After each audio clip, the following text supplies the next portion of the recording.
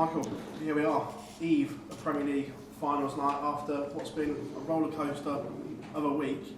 Excited for tomorrow night, mate? Yeah, this is what it all boils down to. It's 16 weeks, 16 different venues. I don't know how many different countries, but this is the one night now. It all boils down to this, and hopefully get my hands on that title. What would it mean to add this to your collection? Because you obviously got the Worlds, but then everyone says the Premier League's the next on the list. What would it mean to get your hands on this one? Yeah, there's 4 Pacific trophies that I want. There's obviously the Match Play, the Premier League, Worlds and the Grand Slam, and I've got 2 of them. So to get my hands on this now definitely would mean a lot. And you've got 8 of the best players in the world, and it's been a hard 16 weeks, probably one of the toughest we've had in the field as well. So to win it this year would mean it'd be extra special. I remember talking to you about how you bounced back from disappointments. Obviously you got to the final here once. Can you learn anything from that experience? I know it was a few years ago, but knowing you know how to get to a Premier League final, can you draw on anything? Yeah, I think the year I played Michael, when I made the first final, I was happy to be there. I wasn't like it was. I think it was one of might have been the first final I made. I think in the PDC, I was just happy to be there. So to come away from that now, and disappointment of last year, losing the semis. So now 3rd time lucky. I know I'm ready for it. I know I can win the TV titles. So it's about putting my foot down now and doing what I know I can do, and hopefully get my hands on the Premier League title. You come in as the underdog from before, but do you prefer that you can just go under the radar and do your thing and let everyone else concentrate on the other 3? Yeah, it doesn't bother me whatsoever. All the pressure's on them 3 then, I can just relax and chill out. I've played countless of tournaments where I'm the outside favourite or the underdog or whatever, and I just get on my job, and that's the end of it. Bookies can have me down to whatever they want, but it's up to me how I perform. If I play bad, then yeah, I was the outside favourite. But if I do play my best game and want to win it, that was down to me, not them. No, you're welcome, Paul. Michael, in the Premier League, you've come last, you've missed out, you've made a final. What makes this tournament so much more difficult and different compared to everything else that you play on the calendar?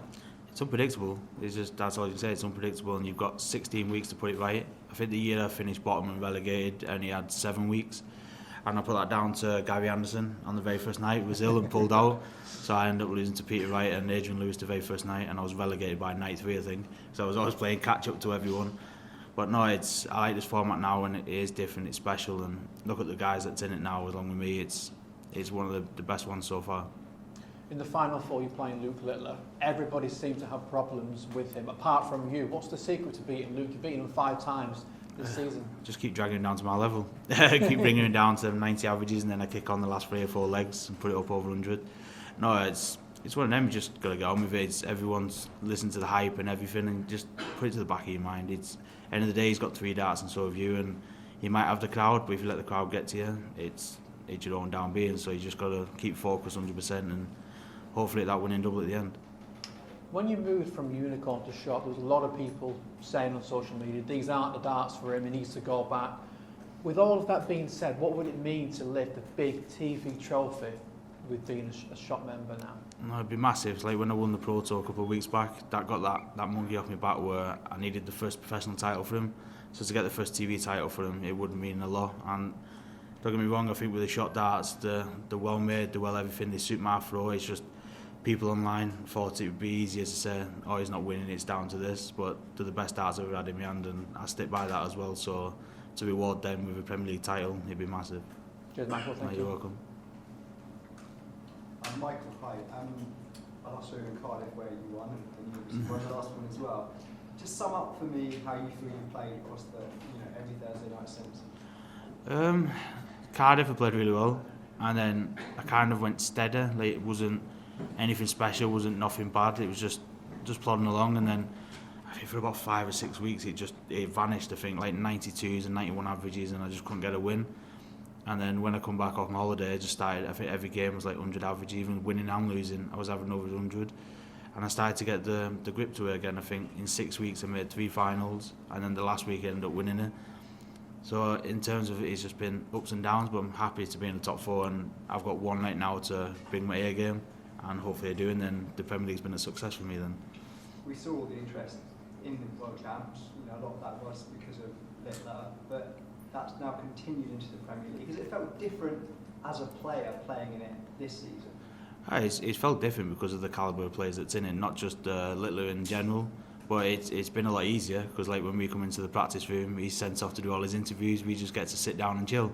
Normally last year when I was in, I was doing what Luke was doing again, sent pillar to post, interview to interview, and you probably had about 30 minutes practice at the end of it. So it's a lot easier in that sense. But as in the players, it's been unreal this year, and Luke's only just added to it as well. It's a massive stage, obviously, but it does make it for a very busy schedule. Is there a part of you which tomorrow night will breathe a sigh of relief and taking a few dates off the calendar? Yeah, I get my Wednesdays and Thursdays back, so that's the biggest thing. I get to go and watch my boys train again on a Thursday, which I've missed out for the last 5 months. Wednesdays I don't have to travel wherever I'm going, so I can take them out for meals on a Wednesday, like have a family night, so that's 2 nights gained. But then it doesn't get any easier anyway, because you've got Europeans Friday, Saturday, Sunday, and then you've probably got Pro Tours Monday, Tuesday. So it is hard, but to get them 2 nights back, it is a relief. I guess you'd be considered one of the veterans now, especially with tomorrow, which is crazy to say. But in terms of your career so far, how are you enjoying your darts right now? Yeah, I love playing darts. I always have. I'm not the biggest fan of watching it. That's what I don't do. I love to practice, I love to play, and I love to be in venues like this. And as for the veteran, yeah, I'm 33 and I think I'm like the 4th serving longest person in the PDC, I think, with 16 years. So it's been a long slog, but I still love darts like I did for the first time I turned pro, and I don't think that'll ever change. Good luck tomorrow. Thank you very much, mate. Cheers. Michael, as Connor said, you've won 5 out of 7 meetings with Luke this in this competition. You said you bring down to your level, but why have you got the sort of the back so? Why has that been working for you? You'd have asked him, not me. I just get on with the game and just play. And maybe because we grew up literally 5 miles apart, he used to play in, I won't say my league, but he used to play in my town, playing darts with us. So I've known Luke since he was about 10 years old, I think, 9 or 10. And I always knew he was a decent player then. He wasn't the player he is now, but he was decent back then as well. And maybe that, maybe not, or like I say, you might have to ask him. For me, it's just about a darts match, and some people have eaten, some people don't.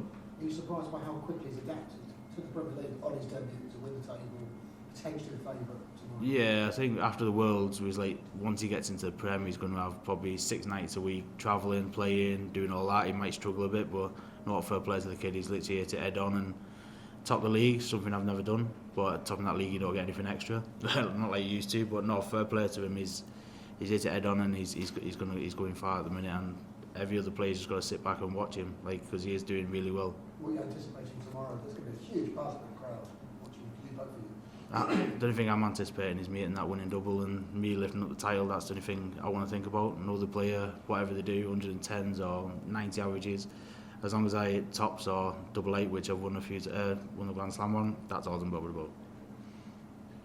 Semi-finals tomorrow night. We've got 3 of the last 4 world champions and the boy wonder. Do you think the cream has risen to the top in this Premier League? I think so. I think you've got the world finalists from last year and the world finalists from this year. You've got 2 Lukes, 2 Michaels, who's in the world finals. So it's good for marketing as well, isn't it? But I think this year it has been good.